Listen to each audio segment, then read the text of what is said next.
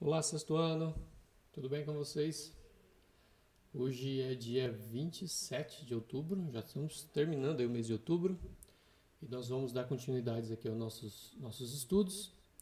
Na semana retrasada, nós começamos essa unidade, tá? Unidade, se não me engano, unidade 7. E deixa eu só confirmar aqui. Unidade 7. Unidade 7 sobre a vida, né? O tema é vida, célula e sistema nervoso. Eu vou mostrar aqui para vocês, nós já vimos, né? Vou colocar aqui do lado, ó. Unidade 7. O tema 1 foi sobre as células, tá aí para vocês.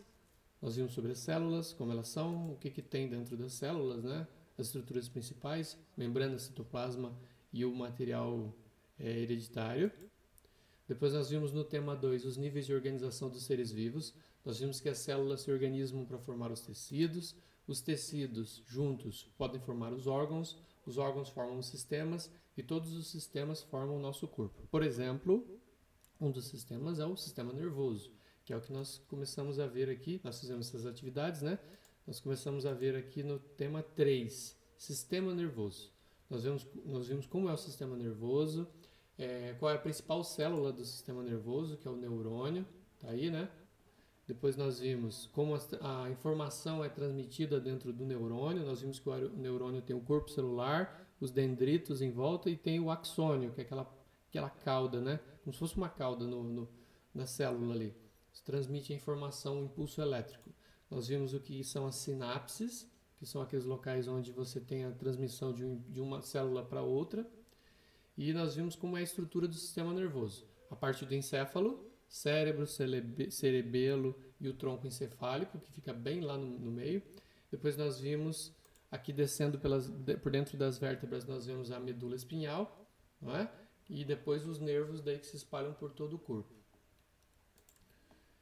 E agora nós vamos ver aqui o tema 4, coordenação nervosa. Nós vamos ver como são as ações voluntárias e involuntárias do nosso corpo, ou seja, aquilo que você faz, que você pensa, e aquilo que é feito automaticamente pelo seu corpo, no tema 4. Né? E depois no tema 5 nós vamos ver o problema das drogas, que afetam, né? O uso das drogas afeta diretamente o sistema nervoso. Vamos ver como que as drogas afetam o sistema nervoso, e aí a gente encerra essa semana com tarefa, atividade. Vamos lá então? Vamos lá então, nós vamos ver os temas 4 e 5 hoje. O tema 4 é coordenação nervosa. Bom, tem a ver ainda com o sistema nervoso, né? O tema 4 e o tema 5. Vamos lá.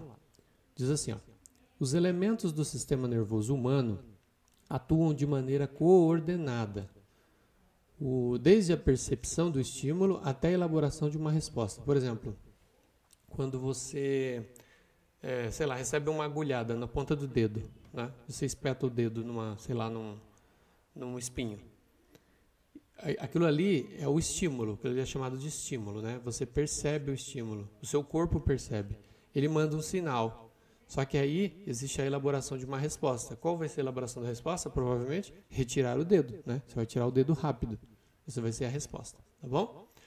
A coordenação nervosa tem início nos órgãos receptores, estruturas capazes de perceber os estímulos. Então nós temos estruturas no nosso corpo que são responsáveis por receber os estímulos ou perceber os estímulos. Tanto os estímulos externos do ambiente quanto os internos, que são transmitidos aos centros nervosos, ou seja, estímulos do próprio corpo, ou de fora ou do próprio corpo. Os órgãos dos sentidos são receptores de estímulos externos. Então, de novo, os órgãos dos sentidos. Quem são os órgãos dos sentidos? A orelha, o olho, a pele, né? A língua, o nariz, são órgãos dos sentidos.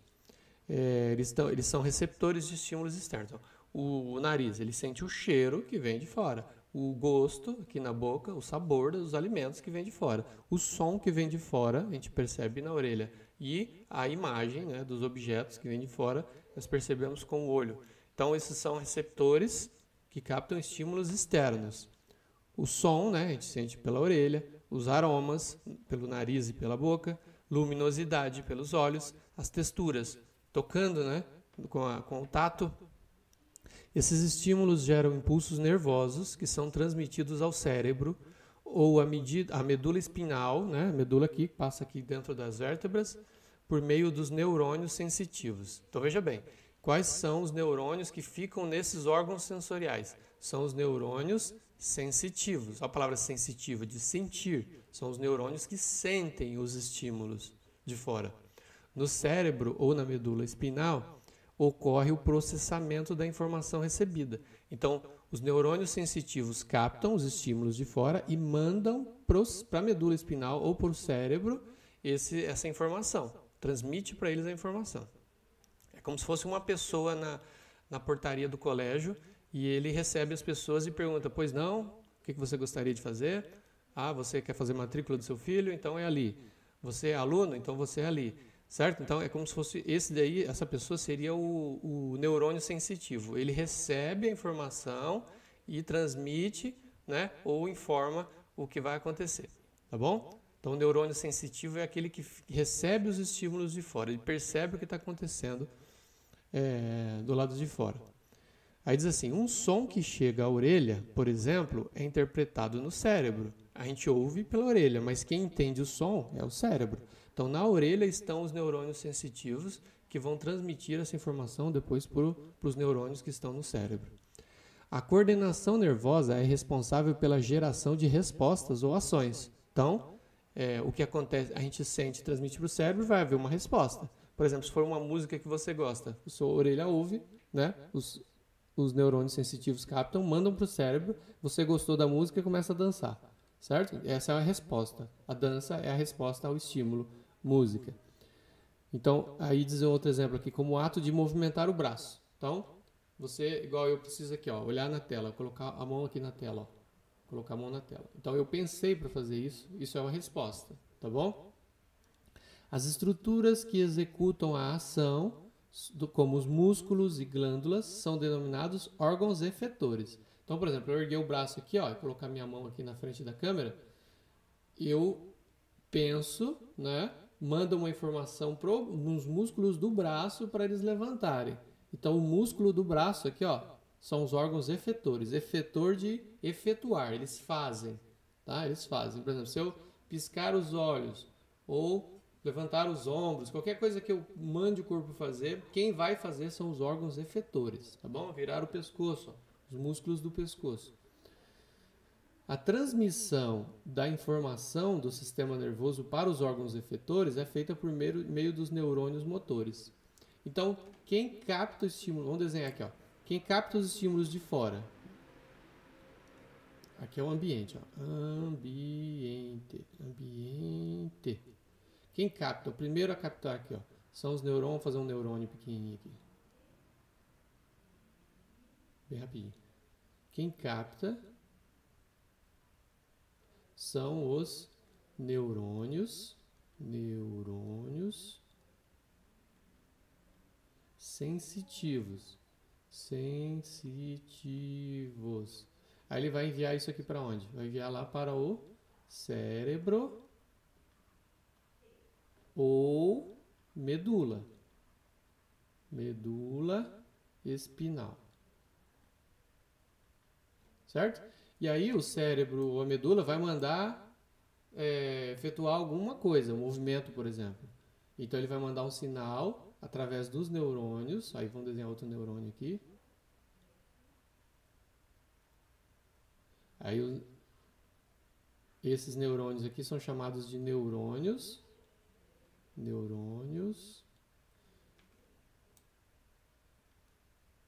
motores.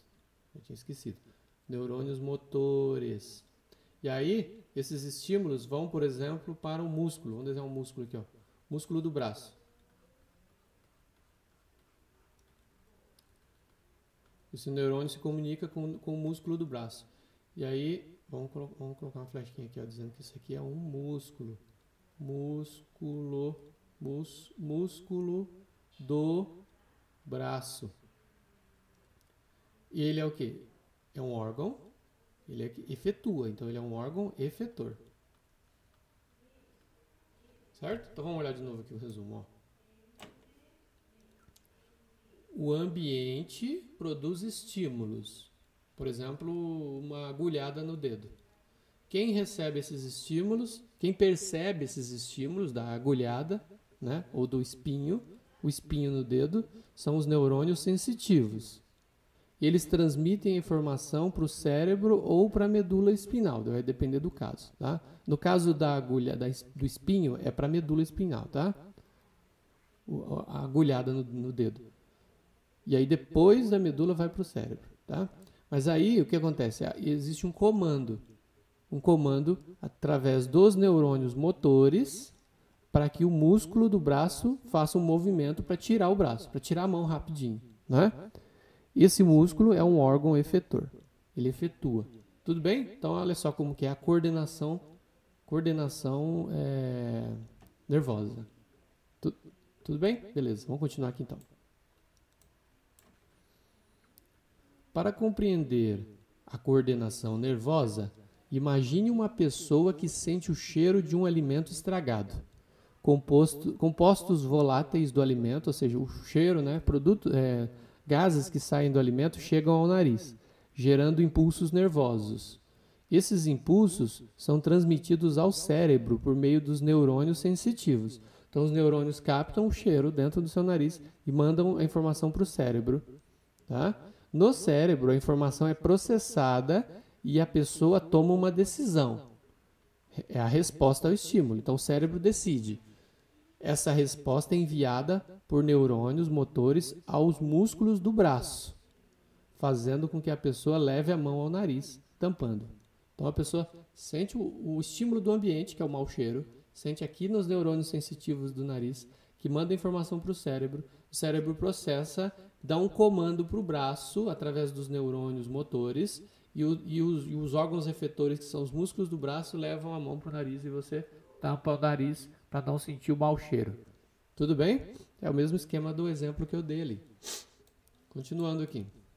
Agora nós vamos ver como são as ações voluntárias e involuntárias, ou seja, aquelas coisas que acontecem, que você pensa e faz, igual eu estou pensando aqui nas palavras para falar com vocês, né? Então eu estou pensando sobre as palavras e o comando para minha boca articular as palavras para dizer para vocês.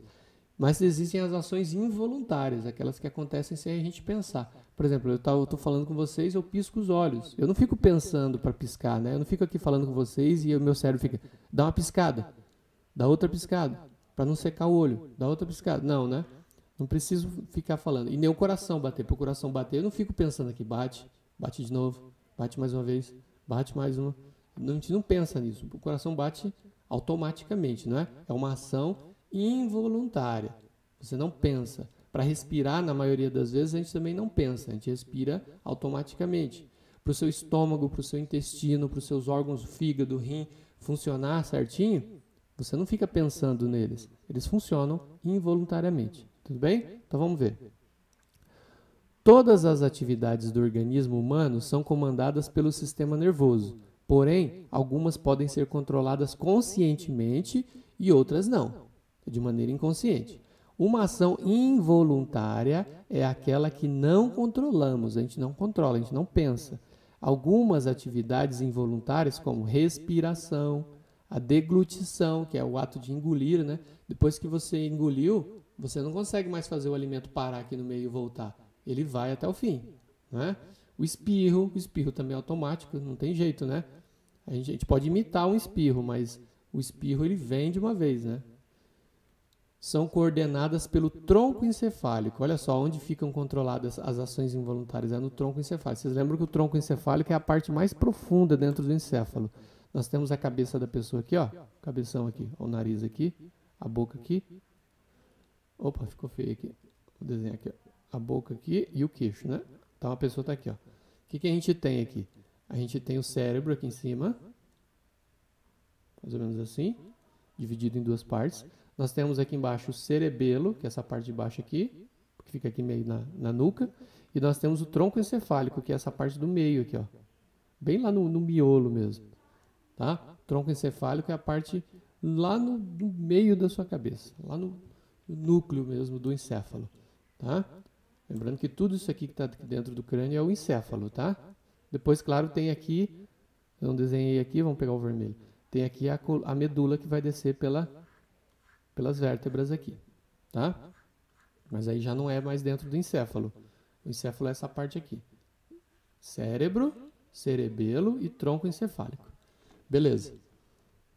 Voltando aqui.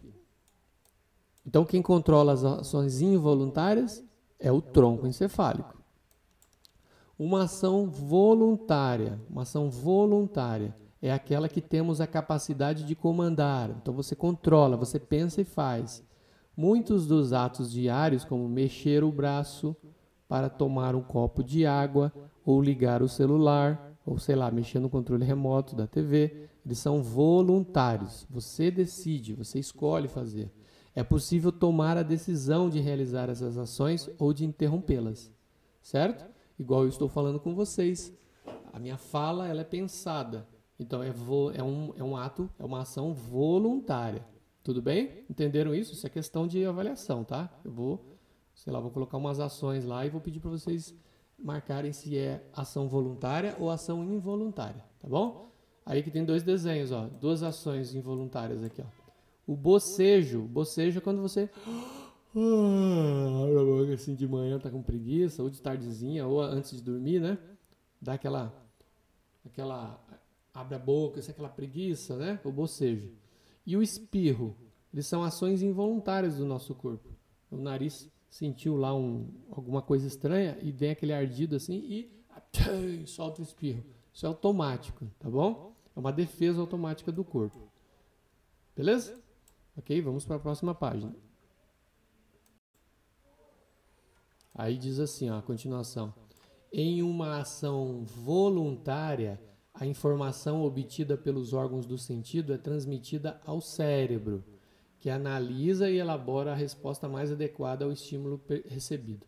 Então, o cérebro é quem recebe essas ações voluntárias para que ele possa, né? É ele quem pensa nas ações voluntárias para que possa fazer a coisa certa. Ok? Então vocês lembram, né? Quem comanda as ações involuntárias é o tronco encefálico.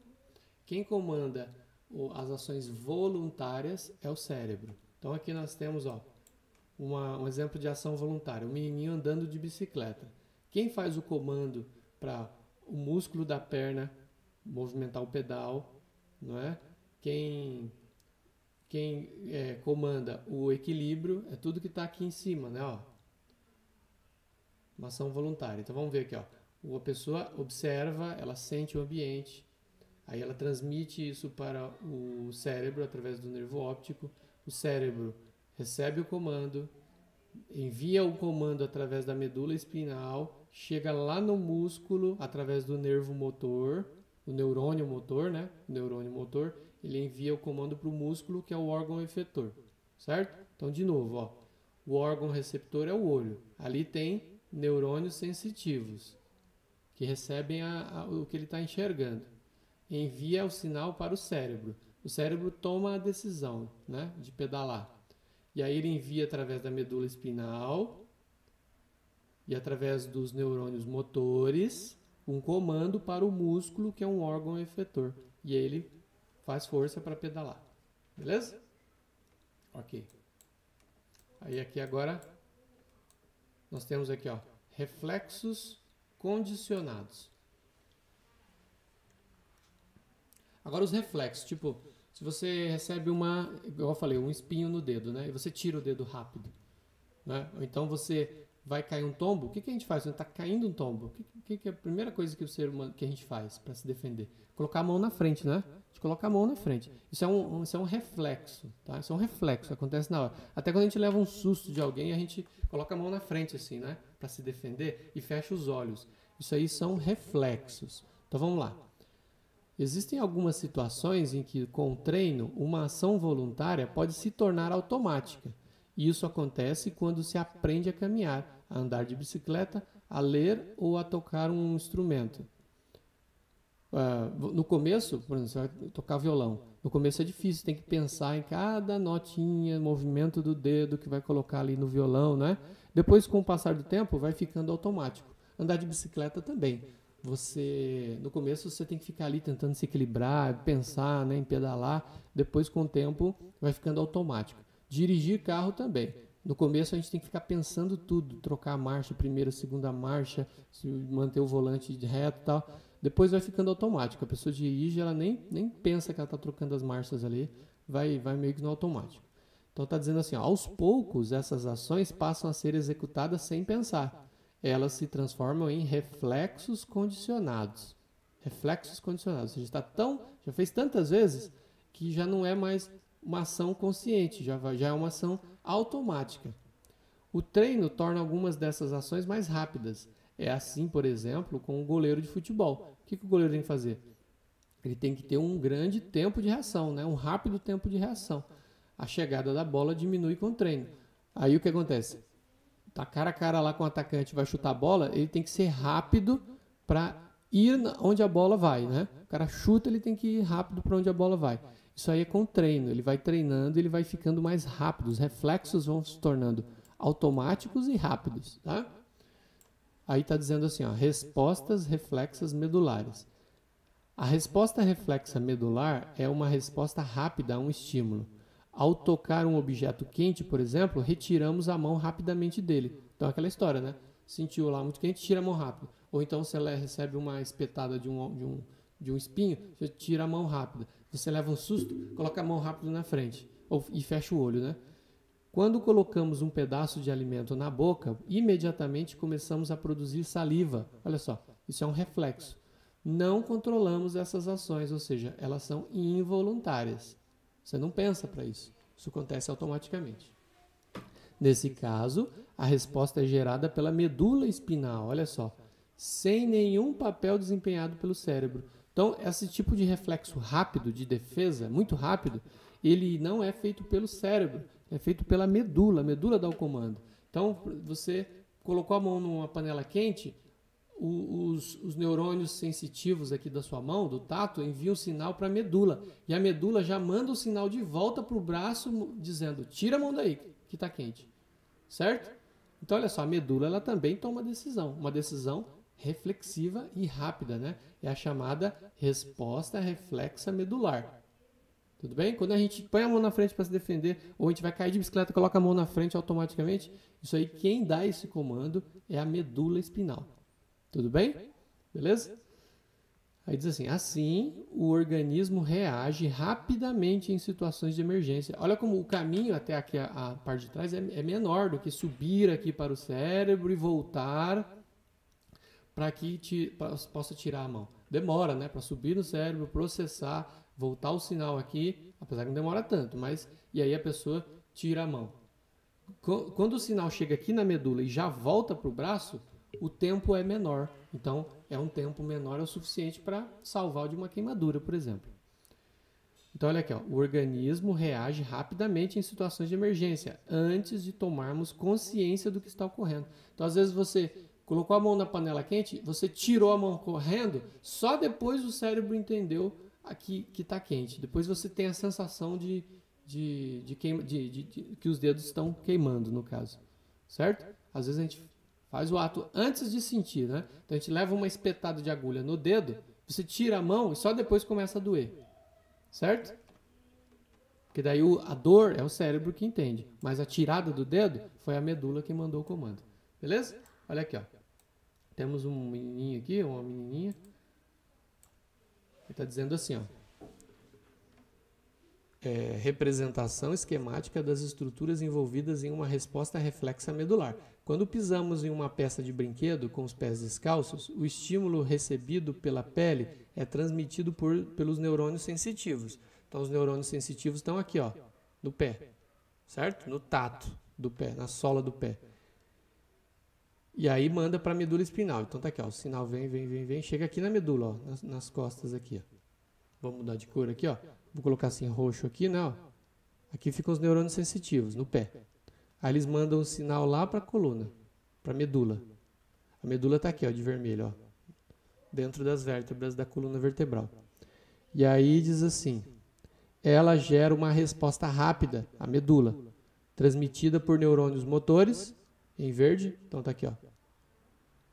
Aqui estão os neurônios motores, aos músculos. Então está aqui o músculo da perna.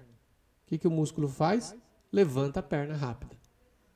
Tá? Se tivesse que chegar lá em cima no cérebro, olha como o caminho é maior para voltar, certo? Então, quando é a medula que dá o sinal para tirar a perna, é mais rápido, o sinal é mais rápido. Tá? É 1 milésimo de segundo mais rápido, mas é o suficiente, às vezes, para salvar você de um machucado. Tudo bem? Aí diz assim, ó. Então, os neurônios motores levam o sinal para os músculos que levantam o pé. E aí você não machuca, né? Ou evita que o machucado seja grande, né? Se a gente pisa e continua com o pé ali, vai machucar bastante. Então, essa pisada só de sentir rapidinho o brinquedo no chão, tira rápido o pé, porque o sinal ele é uma resposta reflexiva medular. Vamos para a próxima página. Bom, pessoal, nós vamos então aqui já para o tema 5, tá bom? Sobre as drogas. A gente vai ver que as drogas são substâncias que afetam o nosso sistema nervoso. A gente vai ver como que elas afetam o sistema nervoso. É um assunto que a gente tem que tratar, né? Porque as drogas são uma ameaça para a sociedade, né? E tornam as pessoas viciadas. Mas existem drogas, por exemplo, remédios. Alguns remédios são drogas, né? Que acabam provocando a melhora em algumas situações. Mas, em geral, nós temos as drogas ilícitas que são proibidas e que causam problemas. Vamos vê-las aqui. Diz assim, ó, de acordo com a Organização Mundial de Saúde, OMS, a droga, o que é droga, né? Droga é toda substância que não é produzida pelo organismo, mas é capaz de provocar alterações no seu funcionamento. Então, por exemplo, você está com dor de cabeça, você toma um remédio lá, um Dorflex. Ele é uma droga, certo? Ele é uma droga, ele causa uma alteração, ele não é do nosso corpo, ele entra no nosso corpo, porque você toma um remédio, e ele causa uma alteração no nosso sistema, nesse caso, neutralizando a dor da cabeça. O termo droga pode designar tanto os medicamentos prescritos por profissionais da saúde, os remédios, né, para tratar doenças, quanto certas substâncias consumidas por iniciativa dos próprios usuários. Quando a pessoa começa a tomar substâncias estranhas ao corpo, né, porque ele quer alterar a própria consciência. O pessoal fala ficar doidão, né? Então vamos ver aqui, ó. Algumas drogas são ilícitas, ou seja, são ilegais. Elas podem provocar vários efeitos, como euforia, excitação, sonolência, alucinações e até a morte. E, em geral, essas drogas acabam deixando a pessoa dependente. O que é isso? Ela não consegue largar mais. Ela fica viciada, ela quer sempre aquela droga. Ela vai fazer o que for possível para conseguir. Nem que seja roubar, né? Roubar, assaltar, mas ela vai atrás. A maioria das drogas ilícitas podem danificar irreversivelmente o sistema nervoso, afetando, sobretudo, o cérebro. Então, elas causam alterações no nosso sistema nervoso e podem até levar a problemas muito sérios, né? Por exemplo, a destruição dos neurônios do cérebro. Outros órgãos também podem ser prejudicados, como o coração, os rins e os pulmões. Os medicamentos também podem causar diversos danos ao corpo se usados de maneira incorreta. Mesmo os medicamentos que são vendidos nas farmácias, se a pessoa usar de maneira errada, pode também causar alterações. E até mesmo tem pessoas que ficam viciadas em remédios, né? Em alguns remédios tem pessoas que ficam viciadas. Para evitar problemas, é importante consumir essas substâncias apenas com a orientação e a prescrição de profissionais da saúde, ou seja, somente com receita médica, e utilizá-las da maneira indicada. Tanto é que existem remédios que você não consegue comprar na farmácia se você não tiver receita de um médico, tá? Se o médico não assinar lá dizendo que você precisa, você não consegue comprar. E quando a gente vai comprar esse tipo de remédio, a gente tem que, além de levar a receita, tem que levar a identidade, né? Eles colocam o seu endereço, colocam sua identidade lá, para saber exatamente quem é que está comprando esse tipo de medicamento. Então vamos ver aqui, ó, dependência química. Quando a pessoa fica... Dependência química é o vício, né? A pessoa fica viciada. As drogas, sejam elas lícitas, ou seja, as legais, ou ilícitas, ou seja, as ilegais, podem levar à dependência química, fazendo com que o usuário sinta a necessidade de usá-las com mais frequência e em quantidades cada vez maiores. A pessoa começa usando droga, no começo ela usa um pouquinho. Depois, com o tempo, o corpo vai pedindo mais, o efeito vai diminuindo e para que a pessoa tenha aquele mesmo efeito que ela tinha, ela começa a tomar mais, certo? Se o uso for contínuo, ou seja, sempre, né, a pessoa pode desenvolver uma compulsão, ou seja, uma vontade de querer sempre aquilo lá.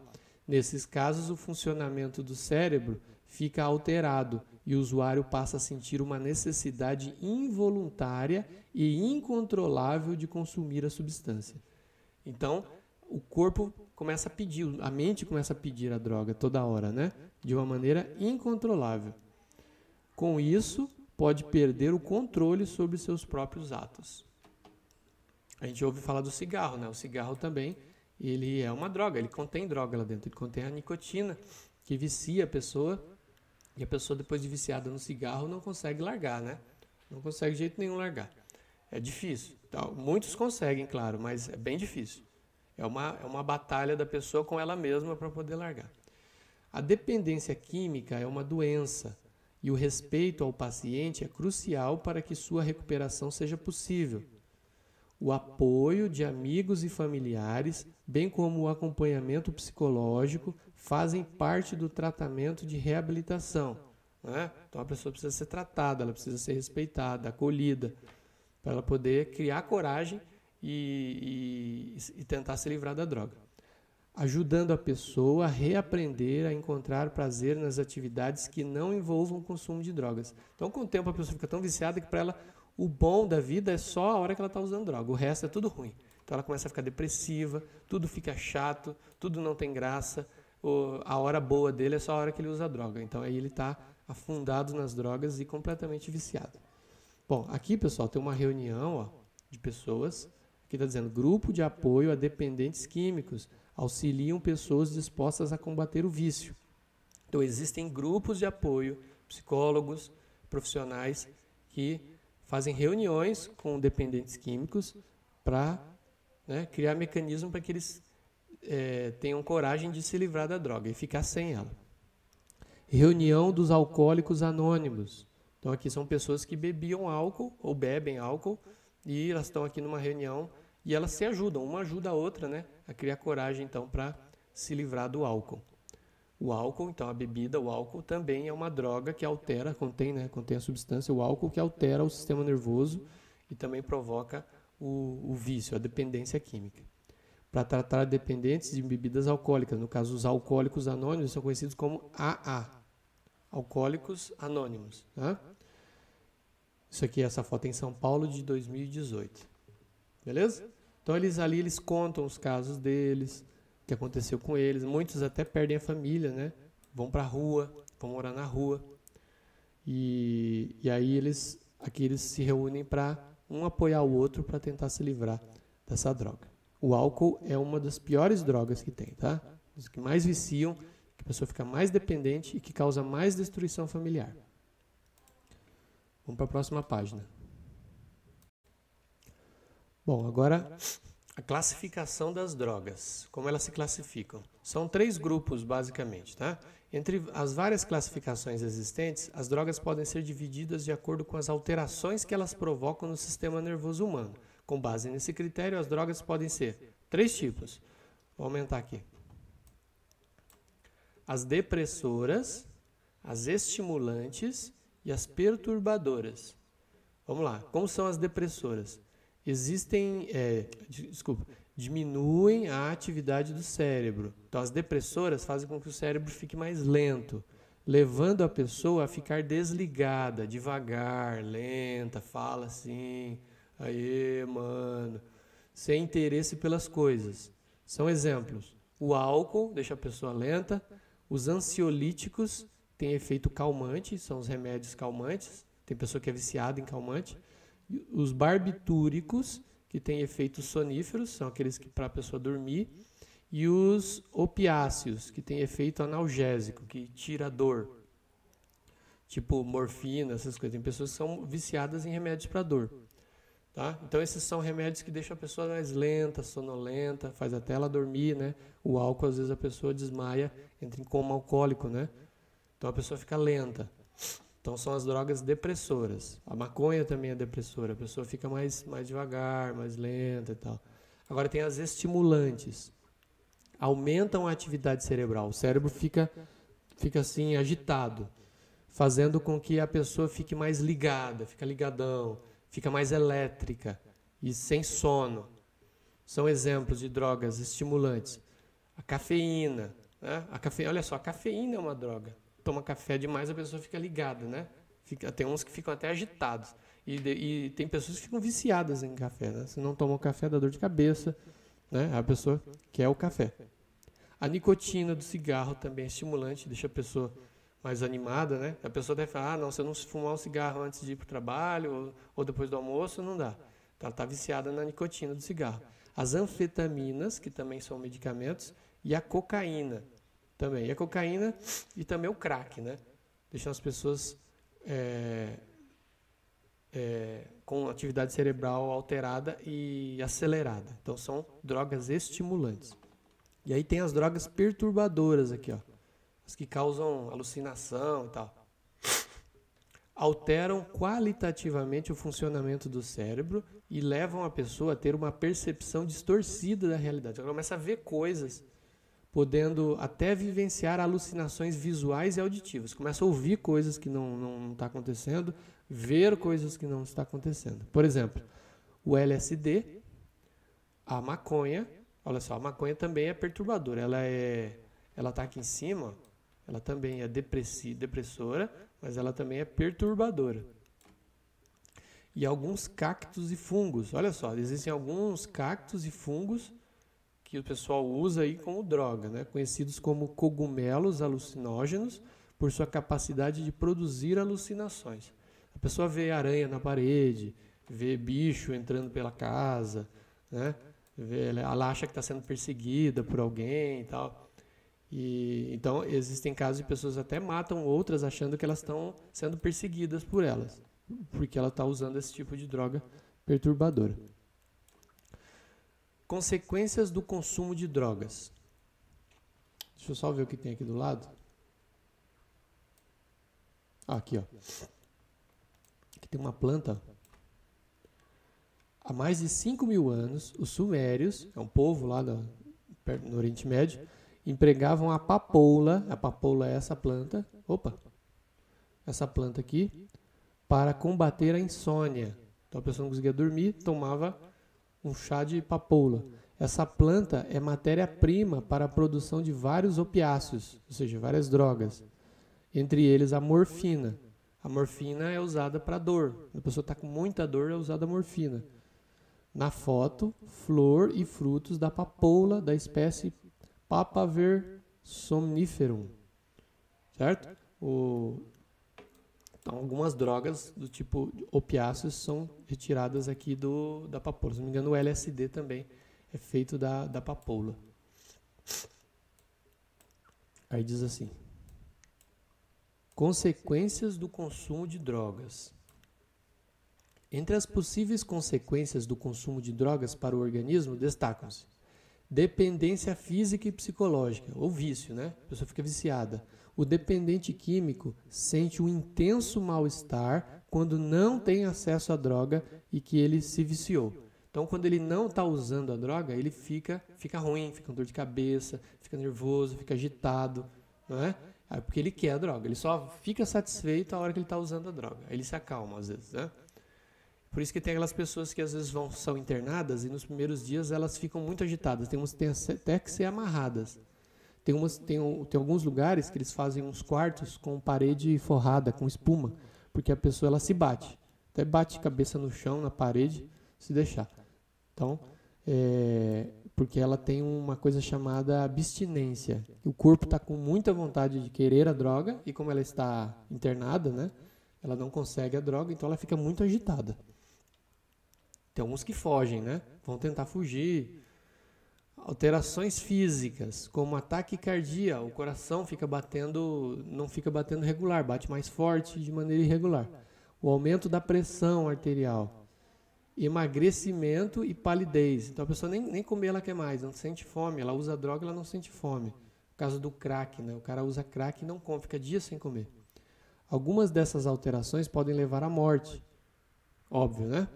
E aí nós temos outra aqui, danos psicológicos, que se manifestam por comportamentos agressivos, a pessoa fica agressiva, perda de autoconfiança, isolamento, dificuldade para enfrentar os problemas cotidianos. A pessoa fica depressiva ou com pânico, né? São alterações psicológicas. Ou depressão também acontece muito. Perturbações e alucinações. Nesse estágio, a pessoa costuma perder a referência de tempo e de lugar. Então, é quando o cara está doidão mesmo, né? Ele vê coisas, ele ouve coisas, ele acha que estão acontecendo coisas, as pessoas estão perseguindo ele, né? E aí é um perigo também. Perigo para as outras pessoas, inclusive. Aí nós temos aqui um quadro. Vamos ver esse quadro aqui, ó. Isso aqui é um dado de 2014, tá? Então, 6 anos atrás. 247 milhões de pessoas usaram drogas em 2014. Isso aqui é uma em relação ao mundo todo, o mundo todo. Aí diz assim, a quantidade de pessoas que sofrem transtornos relacionados ao uso de drogas e que buscam tratamento ainda é pequena. Ou seja, pessoas que usam droga, mas que vão atrás para tentar se livrar. Ainda é um número pequeno, tá? Aí está dizendo assim, ó, 29 milhões sofreram transtornos relacionados ao uso de drogas. Então, das que acabam usando drogas, que pode ser um medicamento normal, né? Na maioria das vezes não vai dar nada. Mas uma parte delas, olha aqui, ó, de 247 milhões que usaram, 29 milhões sofreram transtornos relacionados ao uso de drogas. Mas apenas 1 em cada 6 pessoas com transtornos relacionados ao uso de drogas está em tratamento. Então tá aqui, ó. 1, 2, 3, 4, 5, 6. É essa aqui está se tratando. Aí 1, 2, 3, 4, 5, 6. Essa aqui também está se tratando. Essas outras estão com transtornos por causa das drogas. E essas outras aqui acabaram usando as drogas, mas às vezes era um uso só temporário, né? Um remédio, por exemplo. E aí não teve problema. Tudo bem? Beleza? É isso, vamos para a próxima página. Bom, pessoal, então para finalizar, na página 170, nós temos umas atividades aqui, tá? Nós temos 6 atividades, vocês vão fazer aí no caderno, como sempre, né? Coloque as respostas, tira a foto depois que você fez, posta para mim aqui no Classroom. E aí só não precisa fazer, pessoal, faz tudo aqui, só não precisa fazer esse finalzinho aqui, ó. Escreva um texto, tal, com as reflexões. Esse finalzinho aqui não precisa, tá? Mas aí o restante você faz tudinho aí no caderno. Tudo bem? Bom, então assim a gente termina mais uma rodada de atividades, né? Tema 3 e tema 4 e a tarefa. E aí semana que vem, nós já estamos encerrando então essa unidade.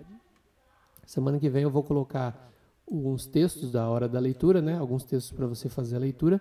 E também vou colocar uma segunda avaliação, a segunda prova do último trimestre, não é? Vem na semana que vem para você fazer. Beleza? É isso. Então, capricha aí. Espero que você tenha visto tudinho, feito as anotações do seu caderno.